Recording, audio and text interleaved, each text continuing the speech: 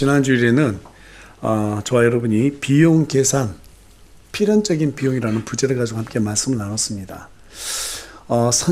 선지불 법칙이라는 법칙이 있는데요. 무슨 말이냐면 무슨 일이든지 성공하기 위해서는 먼저 대가를 치러야 한다라는 그러한 법칙입니다. 여러분, 이 세상에서 유일한 공짜라고 하는 것은 우리를 낳아주시고 길러주신 부모님의 은혜 외에는 공짜가 없어요. 맞습니까? 예. 그 외의 모든 것은요, 대가를 치러야 하는 것입니다. 신앙생활도 똑같아요. 하나님께서 우리에게 값없이 베풀어 주시는 공짜는 지옥으로부터 우리를 구원해 주신 은혜, 그것밖에 없어요. 그 외의 모든 성경에 기록된 복은요, 하나님의 명령대로 순종했을 때 얻어지는 것입니다. 여러분 믿으십니까? 네. 그리고 그 과정에는 그에 합당한 대가를 지불해야 됩니다. 그래서 우리 주님은 누가복음 14장 26절 27절에서 어떤 사람이 내게 오면서 자기 아버지나 어머니나 아내나 자식이나 형제나 자매나 참으로 자기 생명도 미워하지 않으면 내 제자가 될 수 없고, 누구든지 자기 십자가를 지고 나를 따르지 않으면 내 제자가 될 수 없느니라 라고 그렇게 말씀하셨습니다. 제자가 된다는 것은 쉬운 일이 아니라는 거예요. 우리 누구든지 예수님 믿으면 구원받고 제자가 될 수 있습니다. 하지만 제자의 길을 걷는 일은 쉽지 않다라는 사실이죠. 그것은 선택이 아니죠. 필수입니다. 지금 보니까 이 두 구절, 누가복음 14장 26절 27절 가서 보니까 자기라는 단어가 지금 몇 번 반복되고 있어요?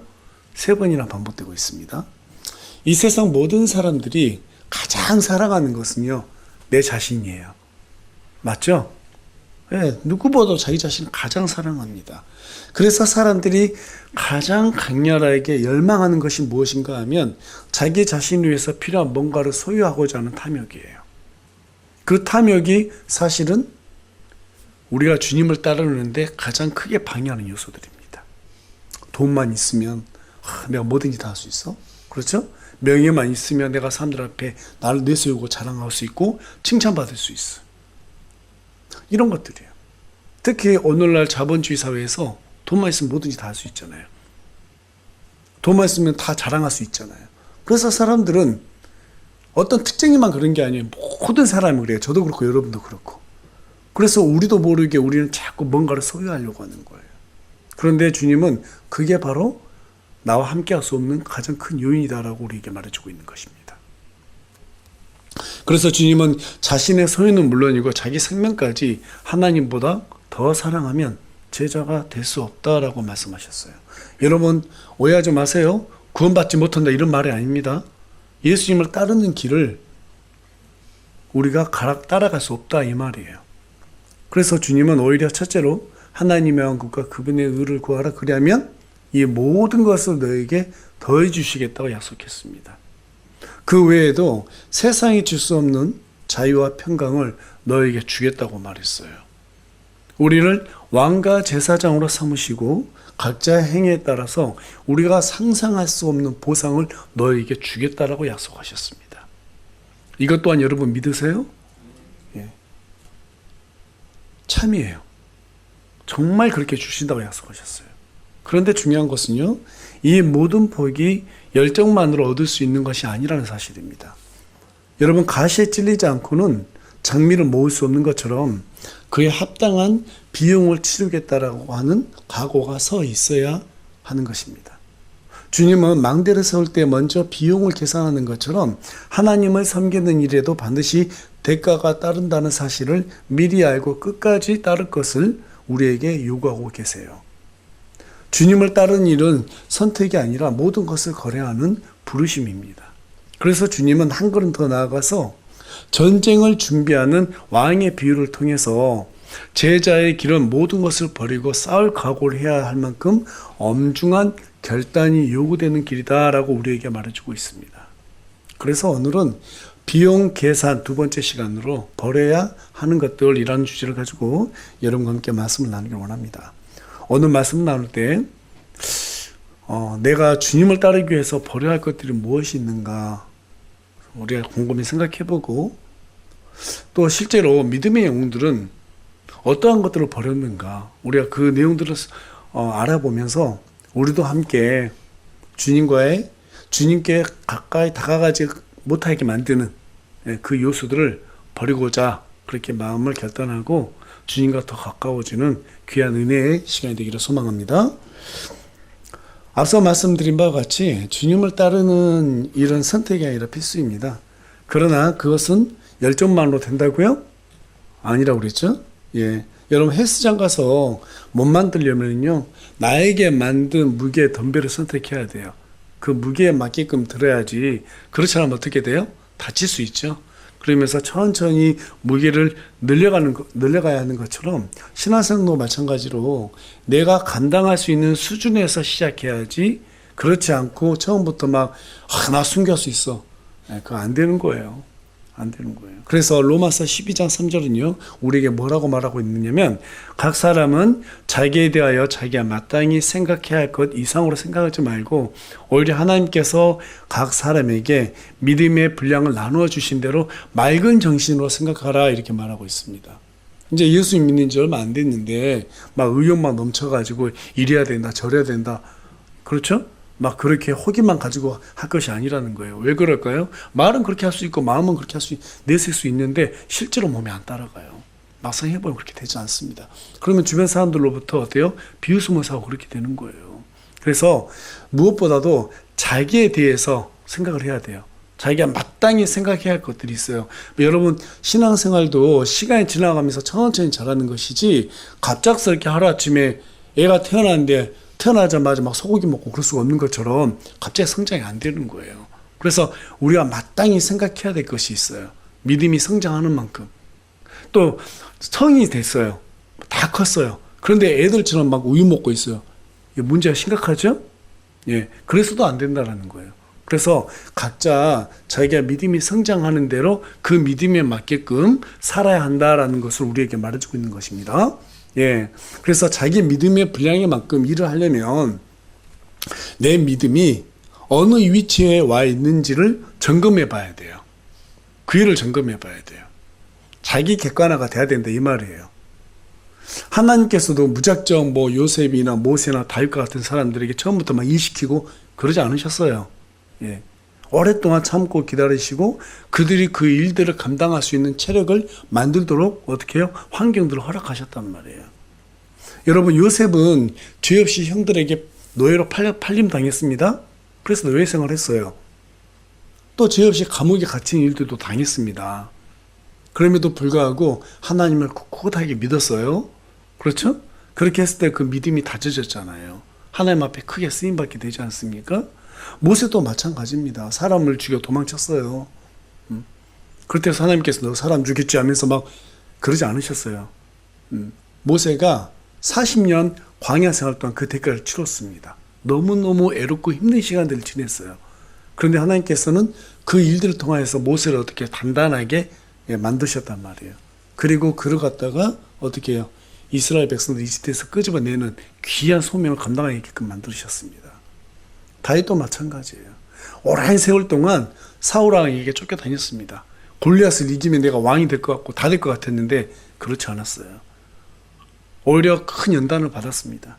근데 그 연단을 통해서 하나님께서 훌륭 왕으로 쓰임받게 하셨단 말이죠. 우리도 마찬가지예요. 신앙생활 하다 보면 어려운 일을 당하게 됩니다. 그렇죠? 근데 그 어려운 일은 저와 여러분만 당하는 게 아니에요. 하나님 안 믿는 모든 사람도 다 세상 살면서 어려운 일을 당합니다. 그렇지 않습니까? 세상 사람들도요, 그 어려운 일들을 통해서 인간이 어떻게 살아야 된다라고 하는 나름의 철학을 완성해 나가요. 그렇다면 하나님 믿는 우리는 어떻게 돼야 될까요? 더 하나님 앞에서 하나님의 말씀 가운데서 우리 자신을 잘 들여다봐야 되지 않겠어요? 어떻게 하나님을 위해서 살아야 되는지 더 곰곰이 생각해야 되지 않겠어요? 예. 저는 성경들을 보면서 믿음의 영웅들, 이 사람들이 그렇게 수많은 연단을 통해서 하나님 앞에 귀하게 쓰임 받았구나. 물론 그 사실 모르는 사람이 없죠. 저와 여러분 다 압니다. 그런데 사람들이 모르는 게 있어요. 그 사람들이 믿음의 연단을 통해서 뭘 버렸는지에 대해서는 관심을 갖지 않아요. 그냥 아브라함처럼 거부가 되고 싶다. 나도 그런 생각만 하죠. 욥처럼 거부가 되고 싶다. 그런 생각만 해요. 다윗처럼 왕 되고 싶다. 그런 생각만 해요. 그런데 실제로 그들이 뭘 버렸는지에 대해서는 관심을 두지 않아요.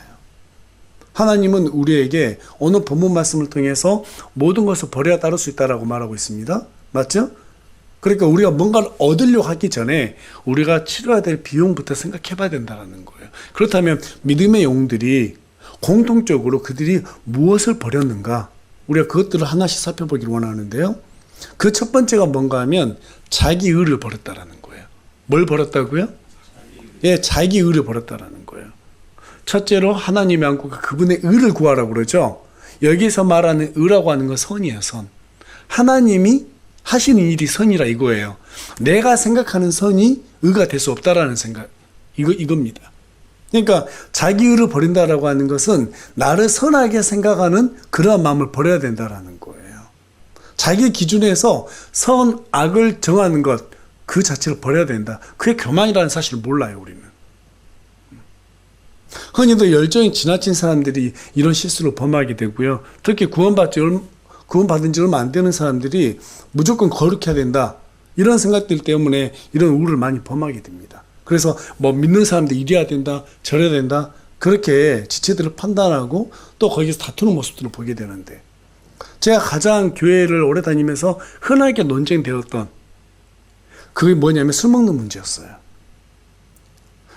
제가 청년 때 일부분에 대한 논쟁이 있어가지고 담임 목사님께 섬기던 교회에서 여쭤봤어요. 목사님, 그리스도인들은 술 먹으면 안 돼요? 라고 물어봤어요. 그때 목사님 하시는 말씀이 성경은 술 먹는 것 그 자체를 정죄하지 않습니다. 이렇게 얘기하셨어요.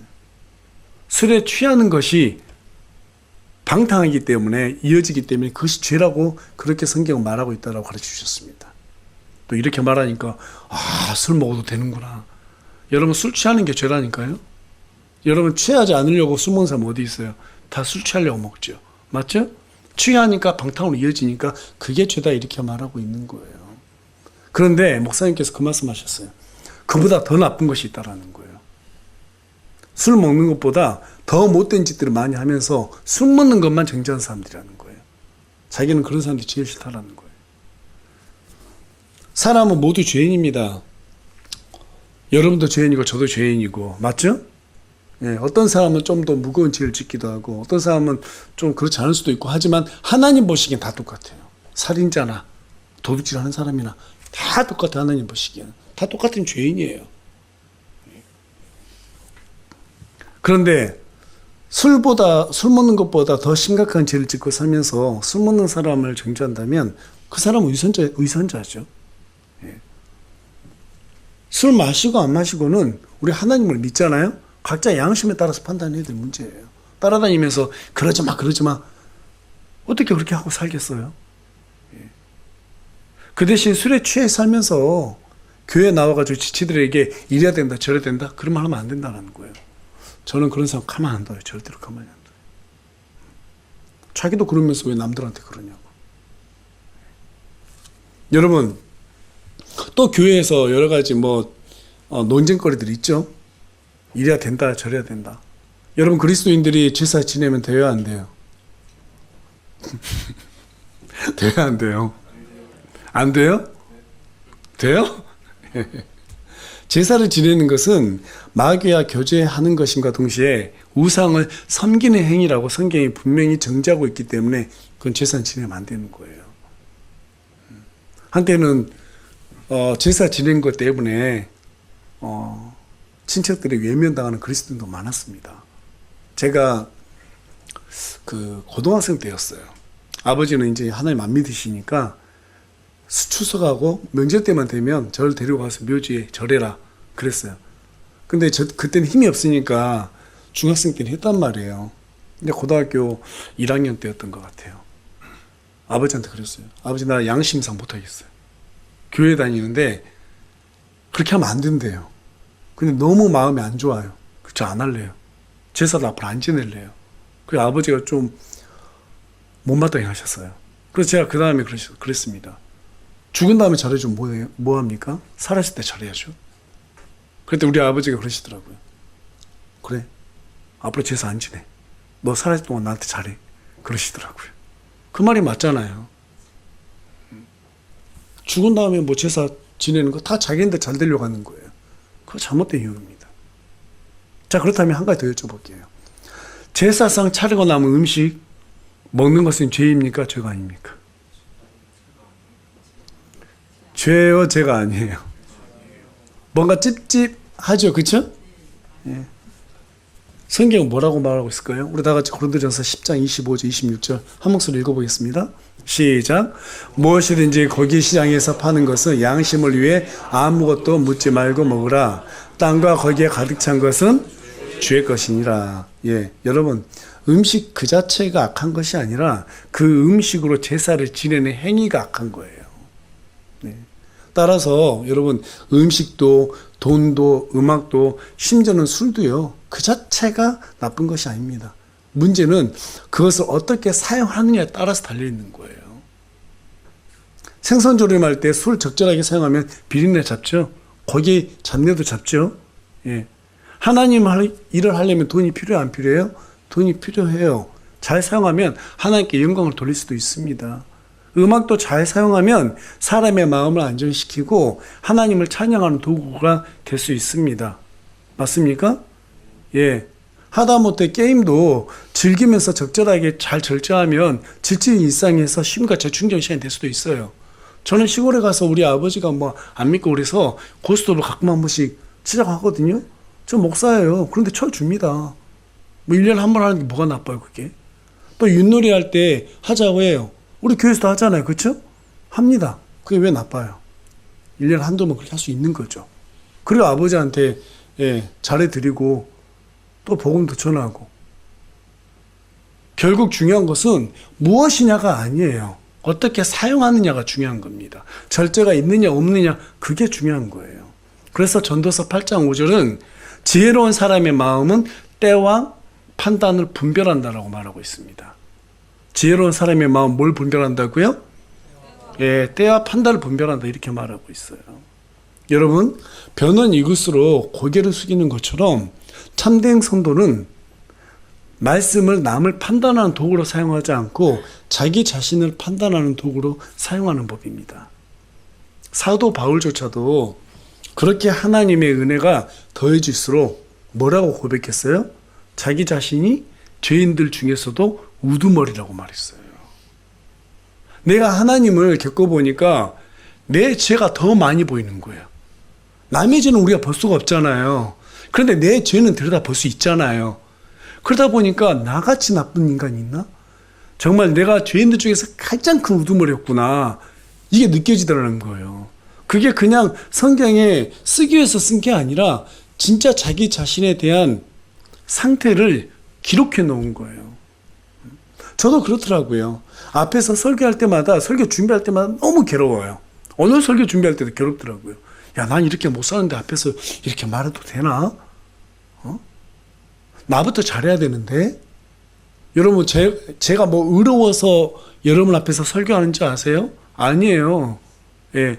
제가 여러분보다 더 나쁜 죄가 더 많을 수도 있어요. 아니, 더 많을 거예요. 제가 지금까지 살아온 거 이렇게 돌아보면 정말 엉망진창이더라고요. 하나님 앞에 기도하고 하나님을 더 알면 할수록 내가 더 엉망진창이더라고요.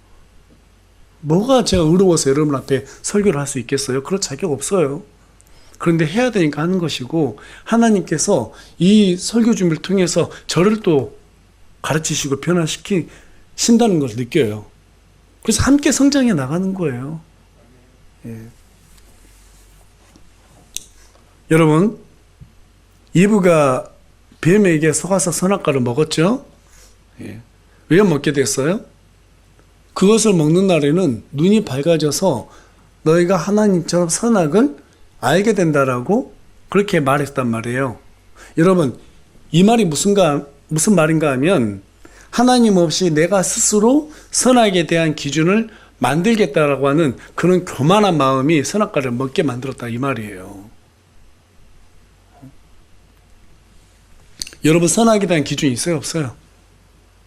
성경 외에는 없죠? 그런데 다들 자기 자신을 중심으로 해서 선악을 정하려고 그래요. 나는 이거 안 하니까 너 그거 나쁜 거야. 나는 이거 하니까 이건 좋은 거야. 아니에요. 나는 담배만 피워. 근데 술 안 먹어. 그럼 술 먹는 사람 막 정죄해요? 그거 위선자잖아요. 나는 술을 먹어. 근데 나는 담배를 안 피워. 그럼 담배 피는 사람한테 정죄, 그 위선자입니다. 여러분, 하나님 모르면요, 술도 먹을 수 있고 담배 필 수 있어요. 맞아요, 안 맞아요? 그럴 수 있어요. 천천히 하나님을 알아가면 알아갈수록 그냥 천천히, 이게 내가 끊어가면 좋겠구나. 그런 마음이 들어요. 그때까지 기다려주는 것이지. 그냥 밑도 끝도 없이 막 정죄하고. 그러는 너는 얼마나 의롭냐. 성경 우리에게 묻고 있잖아요. 여러분, 이렇게 한번 해보세요. 이렇게 한번 해보세요. 이렇게. 옆 사람 데리고 가지 말고. 저보고 하세요. 저보고. 이렇게 한번 해보세요. 자, 이렇게 하면 손가락이 지금 여기 보니까 이렇게 하면 세 손가락이 어디가 있어요? 나한테가 있어요. 한 손가락은 남을 지정하지만 여기 있는 세 손가락은요, 나를 지정하고 있어요. 성경은 나를 보기 원하지 남 보기를 원치 않아요. 하나님 원하시는 의인이라고 하는 것은요, 너의 기준으로 남 판단하지 마. 네 눈 속에 있는 들보를 보지 못하면서 지체들 속에 눈에 들은 그거 보면서 그렇게 정죄해? 하나님 그 사람 정말 싫어하세요. 그런 대표적인 사람이 바리새인들과 서기관들이고 율법 박사들이었잖아요. 맞죠? 우리 옆 사람들 보고 좀 이렇게 얘기했으면 좋겠습니다. 함부로 판단하지 맙시다. 함부로 판단하지 맙시다. 다시 한번 합시다.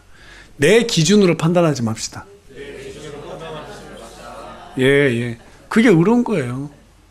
좀 못한 거 있으면 나도 저랬는데, 나도 저런 적 있었는데, 이렇게 생각하면서 좀 너그럽게 생각해주고, 여러분 그 논에 가서 보면 사자성어 중에서 관인엄기라는 게 있습니다.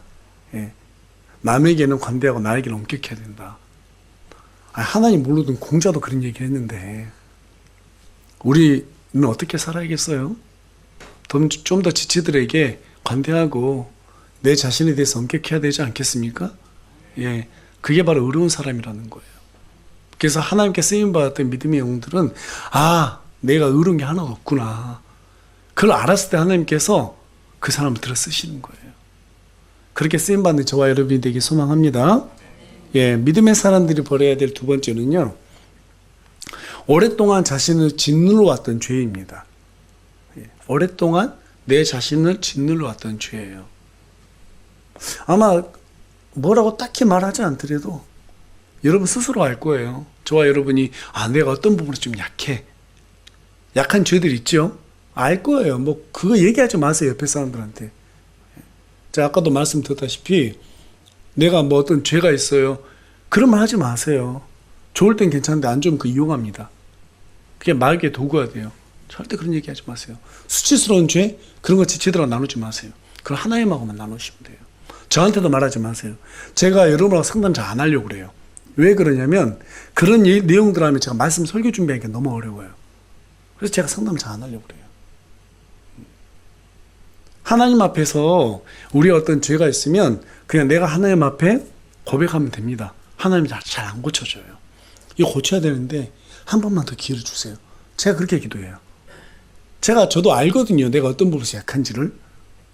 요즘은 머릿속에서 생각하는 것도 하나님한테 그대로 말씀드려요. 하나님, 내가 머릿속에 이런 생각을 했어요. 그런 생각하면 안 되잖아요. 안 되는 거 알아요. 그런데 그런 생각이 들어요. 그러니까 제가 참 이것밖에 안 되는 존재 같아요. 이게 죄가 되지 않도록 하나님 앞에 고백합니다. 하나님 용서해 주세요. 여러분, 주님은요, 이 죄 문제에 대해서 되게 단호하게 말씀하셔요. 마태복음 8장 9절 한번 가서 볼까요? 자, 우리 다 같이 한 목소리 읽어보겠습니다. 시작. 그러므로 만일 내 손이나 내 발이 너를 걸려 넘어지게 하거든 그것들을 잘라내어 내게서 던지라. 절뚝거리거나 불구하되어 생명에 들어가는 것이 두 손이나 두 발을 가지고 용존하는 불속에 던져지는 것보다 내게 더 나으니라. 계속해서 9절 말씀 읽습니다. 시작. 만일 내 눈이 너를 걸려 넘어지게 하거든 그것을 빼내어 내게서 던지라. 한 눈으로 생명에 들어가는 것이 두 눈을 가지고 지옥 불 속에 들어 던지는 것보다 내게 더 나으니라. 진짜 손발 찍어내고 이런 말이 아니고 우리가 손발을 죄를 짓는 손이거든. 죄를 짓지 않도록 그냥 손발을 어때요? 묶어서라도 내가 정말 하나님 믿는 게 훨씬 낫다 이 말이에요. 쳐내는 것이 오히려 더 낫다. 비유법입니다. 진짜 막 눈 빼라 이게 아니에요. 말길 뭐하러 먹는 사람 진짜 막 손 찍고 눈 빼고 혹시라도 그런 사람이 있을까 봐. 그런 사람 당연히 없겠지만 그런 말이 아니라 그만큼 죄를 미워해야 된다 지금 이 얘기를 하는 거예요. 예수님께서. 여러분 지옥에 어떤 곳이에요? 어떤 곳이에요? 그곳의 지옥의 하루는요 우리가 일평생 사는 7, 80년보다 더 길게 느껴지는 곳입니다. 벌레들이 우리 살을 파먹고요. 불에 막 우리가 데쳐집니다. 그게 끊이지 않는데요. 영원히 이어진다고 해요. 뭐 안 믿으면 그만이겠죠. 근데 그게 진짜면 어떻게 할 거예요? 진짜라면 어떻게 할 거예요? 죽으면 몸이 썩어서 없어진다고요? 아니요. 나중에 다시 부활한다니까요. 맞죠? 예수님 믿는 사람들은 생명의 부활로 몸을 그대로 가지고 하나님의 왕국으로 가는 거고요. 안 믿는 사람들은 이 부활된 몸을 그대로 가지고 지옥으로 가는 거예요. 왜? 고통을 다 느껴야 되니까.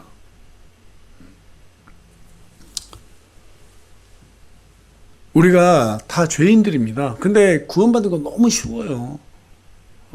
예수님께서 내 죄 때문에 십자가 못 박혀서 죽임 당하 주셨기 때문에 나는 그 부분을 믿으면 내 죄가 제거된다. 이 사실 이게 어렵나요? 너무너무 쉽죠. 너무너무 쉽게 열어놨어요. 그래서 구원받는 것은 어려운 일이 아니에요. 성경을 몇 독 해야 되고 그러지도 않습니다. 내가 죄인이라는 사실을 알고 예수님께 나아가면 되는 것입니다. 그러면 구원 다 받는 거예요. 예. 그런데 죄를 거부하면서 사는 사람은 쉽지가 않아요. 쉽지가 않아요. 어떤 사람은 성적인 죄 때문에 하나님을 믿지 못하는 사람이 있는가 하면 어떤 사람들은 도박 때문에 하나님 못 믿고 또 어떤 사람들은 습관적인 거짓말 때문에 하나님 가까이 하지 못하고 또 어떤 사람들은 습관적인 도벽 때문에 하나님 믿지 못하고 어떤 사람은 알코올 중독에 걸려서 하나님 믿지 못하고 수많은 사람들의 유형이 있습니다. 그래서 우리가 죄를 끊어내야 된다는 거예요. 하나님 믿으려면. 또 하나님과 함께하는 복을 받으려면 그 죄들을 끊어내야 된다는 거 사실입니다. 죄가 하나님과 우리를 멀어지게 하는 가장 큰 원수이기 때문이죠. 그래서 매일 힘겹지만 죄를 짓지 않기 위해서 내 자신과 싸워야 돼요. 누가 싸워야 된다고요? 내 자신과 싸워야 되는 거예요. 그래서 말씀이 나에게 적용돼야 되는 거예요. 심지어는 죄가 내 자신을 지배하는 것처럼 보일 때도 포기하지 말고 싸워야 돼요. 죄와 싸워 이기는 가장 지혜로운 방법이 무엇일까요? 제가 성경을 쭉 보다 보면 방법도 있을 텐데 그냥 무조건 죄 짓지 마? 이것보다 무슨 방법이 있을까? 찾아보니까요. 제일 좋은 방법이 요셉인 것 같아요. 보디발의 아내가 함께 잠자리 하자고 유혹했잖아요. 그때 요셉이 어떻게 했어요? 거부했단 말이에요. 내가 어떻게 하나님 앞에 죄를 짓겠습니까? 그러니까 이 보디발의 아내가 잘생긴 요셉을 또 잡았단 말이에요. 근데 이번에는 옷을 벗어 던지고 도망가 버리잖아요. 여러분, 모든 일은 정면으로 다 돌파해야 돼요. 그런데요, 죄는 피하는 것이 상책이에요. 부부간의 연성이 높아지면 부부싸움이 번지지 않으면 어떻게 해야 돼요? 한 사람이 사라지면 돼요. 한 사람이 그 자리를 피하고 밖에 나갔다가 한참 있다 들어오면 다시 어때요? 수로 들잖아요. 잠잠해지잖아요. 그래서 죄를 짓지 않는 가장 좋은 방법은 피하거나 거부하는 거. 이것만큼 좋은 방법이 없는 것 같아요. 그래서 여러분, 죄인의 자리에 서지 말라고 성경에 말하고 있죠. 죄인의 자리에 서지 말고 내가 죄를 지을 것 같거든 그 자리를 거부하시기 바랍니다. 네, 이게 바로 의로운 사람들의 공통점이라는 것을 발견하게 돼요. 그래서 우리가 내가 딱 달라붙어 있는 죄, 정말 내 분신처럼 여겨지는 죄, 너무너무 사랑하는 죄, 그 죄를 과감하게 버리겠다고 하나님께 약속하시기 바랍니다. 물론 그 약속 한두 번 어길 수 있고 10번도 어길 수 있어요. 근데 우리 하나님께서는 오랫동안 참아주시는 분이세요. 참아주세요. 저도 여러분 기도할 때요, 하나님 지난번 내가 안 하기로 했는데 또 그랬어요 하면서 또 기도하거든요. 근데 그 기도를 할 때마다 느껴지는 게 있어요. 또 약속 어겼네요. 그렇죠? 그러면서 점점 제 자신이 변한 게 뭐냐면, 예전보다는 빈도가 많이 줄어들었구나. 예전보다는 많이 나아졌구나. 그걸 느끼게 돼요. 왜? 하나님에 대해서 내 자신을 내놓고 내 자신 스스로가 부담을 가지니까. 그래서 우리는 시간이 필요한 존재들이에요. 뭐가 필요하다고요? 시간이 필요해요. 그러니까 막 정죄하면서 다그치면서 혼내려고 하면 안 돼요. 좀 기회를 줘야 되는 거예요. 또 믿음의 사람들이 버려야 될 세 번째 것은 게으름이에요. 뭐라고요? 게으름이에요. 우리 다 같이 잠언 13장 4절 말씀 읽겠습니다. 시작. 게으른 자의 혼은 원하여도 아무것도 소유하지 못하나 부지런한 자들의 혼은 기름지게 되리라. 게으른 사람들은요, 내가 막 원하는 것은 많아요. 절대 얻을 수 없다라는 거예요. 얻을 수 없다라는 거예요. 왜냐하면 조금이라도 불편하고 어려운 일이 있으면은요, 쉽게 그만둬버려요. 안 하려고 그래요. 피하려고 그래요. 누군가가 자기 대신 그 일을 해주길 바래요. 여러분, 그런 사람들은요, 공통점이 있어요. 그냥 상황이 되는 대로 살아요. 어떻게 산다고요? 그냥 상황이 되는 대로 살아요. 이게 게으른 사람들의 공통점이에요. 제가 유튜브에서 그 성공했던 기업이 나와서 하는 말씀을 들었습니다. 자기 조카가 삼촌이에요. 삼촌한테 삼촌 어떻게 하면 성공해요? 이렇게 말하니까 가장 흔한 일부터 잘해라. 가장 쉬운 일부터 잘해야 된다. 그게 뭐예요? 물어보니까 아침에 일어나는 시간 정확하게 지켜라. 잠자는 시간 정확하게 지켜라. 그러면서 그분이 하시는 말씀이 제 마음에 뜨끔했어요. 11시에 잠자고 자기는 새벽 5시나 6시 일어난대요. 대부분 자기를 딱 보니까 11시 넘어가서 사람들이 뭐 일하는데요. 대부분 쓸데없는 일 하더래요. TV 보거나 아니면 게임하거나 대부분 쓸모없는 일들을 하더래요. 그런데 11시에 딱 잠자고 아침에 일찍 일어나잖아요. 그럼 하루 일과가 딱 뭐라고 그래요? 루틴대로 돌아가더라는 거죠. 그러니까 쓸데없는 일을 하지 말라는 거예요. 하다못해 이분은 양말도 한 종류만 산대요. 항상 양복 입으니까 검정색 양말 똑같은 것만 뭐 한 20컬레 이렇게 샀나 봐요. 왜? 빨래하고 나면 그 양말 색깔이 다르면 한 장씩 꼭 없어진 게 있잖아요. 그렇죠? 그러다 보면 몇 년 지나면 한쪽에 모아놓죠. 언제 살지 모르니까. 그것도 낭비라는 거예요. 그러니까 양말 하나만 딱 통일해서 그렇게 신는다. 이런 말씀도 하세요. 게으르면 절대로 성공하지 못한다. 근데 사람들이 요행을 바란다는 거예요. 자기 거 다 자고 먹을 거 다 먹으면서도 성공하기를 바란다. 그 사람은 사기꾼이라는 거죠. 그런 일 절대 없습니다. 맞습니까? 우리 연세 있으신 우리 어른들 어때요? 이건 진리예요. 그렇죠? 절대로 안 벗어납니다. 만약에 우리가 정말 되는 대로 살아요. 루틴도 없어요. 막 늦게 자고 늦게 일어나고 몸 다 상합니다. 게을러요? 그럼 어떻게 될까요? 자, 성경에 그 내용이 있을까 없을까요? 있어요. 잠언 6장 10절 11절입니다. 우리 박정현 좀 크게 읽어주세요. 다 같이 읽겠습니다. 시작. 좀 더 자자, 좀 더 졸자, 손을 모으고 좀 더 자자하고 말하면 너의 빈궁이 여행자같이 내 궁핍이 무장한 자같이 오리라. 이게 웃으면서 넘길 문제가 아니에요. 좀 더 자자. 좀 더 졸자. 손을 모으고 막 좀 더 자자. 따뜻한 침대에서 나오고 싶지 않다. 그러면 가난함이, 궁핍함이 어떻게 된다고? 여행자나 무장 군대처럼 온다는 거예요. 나중에 큰일 당한다 이 말이에요. 여러분 오시겠으면 논어에서도 공자가 그런 말 합니다. 먹기 좋아하는 사람은 가난해진다. 뭘 좋아하는 사람은요?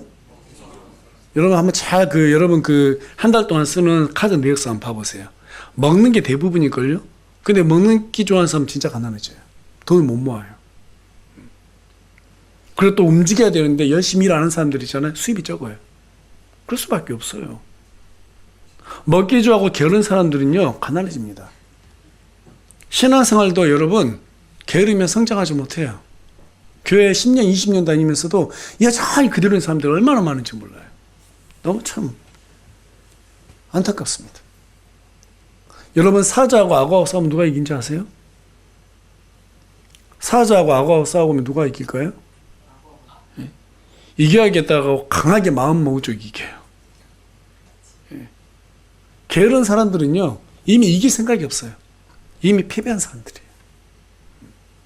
저는 그래서 우리 집에서도 우리 애들이 우리 둘째 녀석이 여기 앞에 있지만은 게으르잖아요. 제가 가만 안 둬요. 그 잔소리 기계가 됩니다. 방 지저분하다? 가만 안 둬요. 제가 딱 이 두 가지 때문에 애들 엄청 혼냈어요. 우리 애들 거의 노르제 걸리죠. 늦게 일어나? 가만 안 두죠. 방 더러워? 침대 정리 안 해? 그럼 꼭 잔소리 합니다. 요즘 그랬더니 20년 만에 요즘 우리 둘째 아이가 침대를 딱 정리하고 나가더라고요.